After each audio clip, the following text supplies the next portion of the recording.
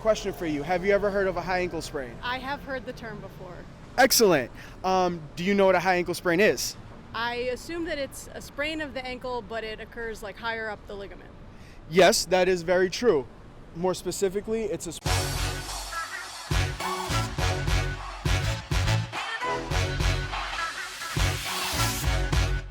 So as we approach football season here in America, you start hearing a lot about injuries from different players.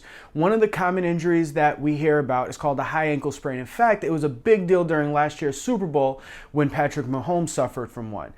The thing about a high ankle sprain is we hear about it all the time. We know it's worse than a normal ankle sprain. However, it never really gets explained what a high ankle sprain is. So a lot of people don't really know what it is outside of it's a sprain, it hurts, and it ain't good, right? So today what we're going to do is we're going to talk a little bit about it. The reason why a high ankle sprain is so bad is because it affects the deltoid ligament. The deltoid ligament is a ligament on the inside of your foot, and in order to damage this, you have to have a high force causing your foot to go away from your body as your shin goes the opposite direction. This is called an eversion injury. Because the deltoid ligament is so strong, when it happens, there's usually other injuries that occur. Further up your leg, you have your tibia and your fibula. Those are the two bones that create the ankle joint along with the talus, and they create your shin. There's a ligament in between those called the interosseous ligament. When you have this forceful eversion type sprain or a high ankle sprain, that ligament then becomes damaged, which is why it's called a high ankle sprain, because that ligament is above where the traditional ankle joint is. Also, because it involves the deltoid ligament and the interosseous ligament, this is a lot harder to repair and a lot longer of a process, and also will lead to a greater amount of instability in that leg. So in this video, we're going to talk about how to fix it, how to improve it, and common exercises you can do to evaluate it and see if it really works. For some of you, this will be all you need, and that's awesome. For others, you may want a little bit more. If so, you can reach out to us or send us a message, and we'll love to chat with you and get you going on your journey. Now, let's go hit the streets of San Francisco and find out what people know about high ankle sprains. All right, hi, I'm here with Tanya. Tanya, do you like sports and working out? Absolutely. Right, and so you know, like part of sports, sometimes people hurt their ankles, right? Of course, yep. Have you ever heard of a high ankle sprain? I have not. Okay, if I was to ask you what it was, could you guess? I could probably guess. What do you think? I'm thinking it's an ankle sprain, but a higher up one. Pretty good. Do you know Patrick Mahomes, the football player? Absolutely. Remember when he hurt his ankle last year? Yes. That was a high ankle sprain. Ah. Right, and so what a high ankle sprain is for the future is where you sprain the inside of your ankle because your foot goes out, and then that in turn causes a separation or a tear of the ligament that holds the two bones in your shin together. Wow. Yeah. That's interesting. Yeah. All right, guys, now that we know what a high ankle sprain is, let's talk about exercises that can help speed up your recovery, as well as passive care modalities that a practitioner can do for you to get you back to work and back to play faster than you would have thought possible. Our first exercise, we're gonna do alphabets with our foot. Basically, what this does is it gets us to move our foot in different directions. You're gonna use your big toe, and imagine that in front of your big toe is a wall, and that you can write on this wall with your foot. So basically, all you're gonna do is go through your ABCs, uppercase and or lowercase. Exercise 2 is another easy one. Basically here, all you're gonna do is stand on one foot at a time.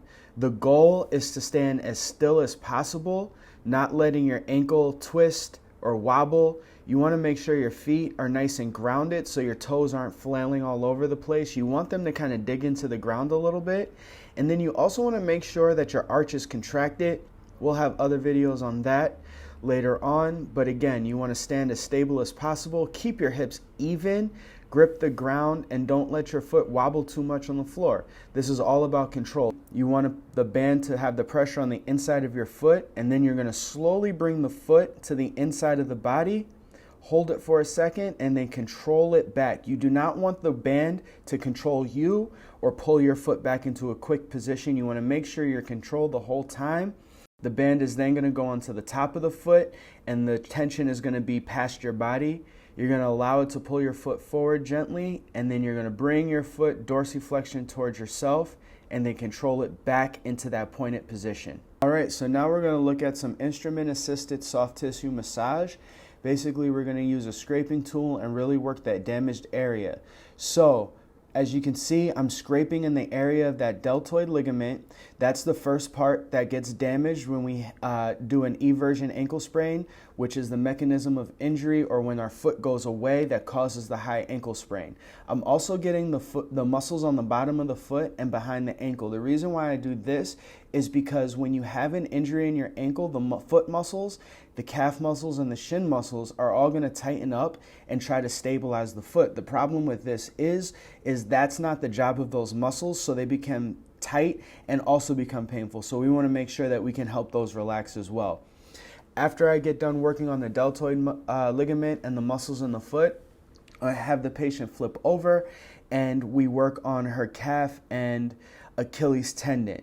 This is because it's going to help with dorsiflexion or pointing the toe, as well as relaxing those is going to help the foot come back up towards herself. So that's different components of how we treat this injury. So as you can see, you're not alone in not having a full understanding of what a high ankle sprain is. Nobody really knows. But what we did learn today is that it's caused by an eversion or your foot going away from your body, damage to the deltoid ligament, and then damage to the interosseous ligament. We showed you some exercises and we showed you other treatments to help get you out of pain and get you back to work and back to play. For some of you, this is going to be awesome and all you need, and that's awesome. I love it. I'm glad we got you help on this video. For others of you, you may want a little bit more. If that's the case, please feel free to reach out. We'd love to chat with you and help you through all of your process of healing. All right? Thank you for watching Proactive San Francisco. Love to see you again. Get back to work, back to play.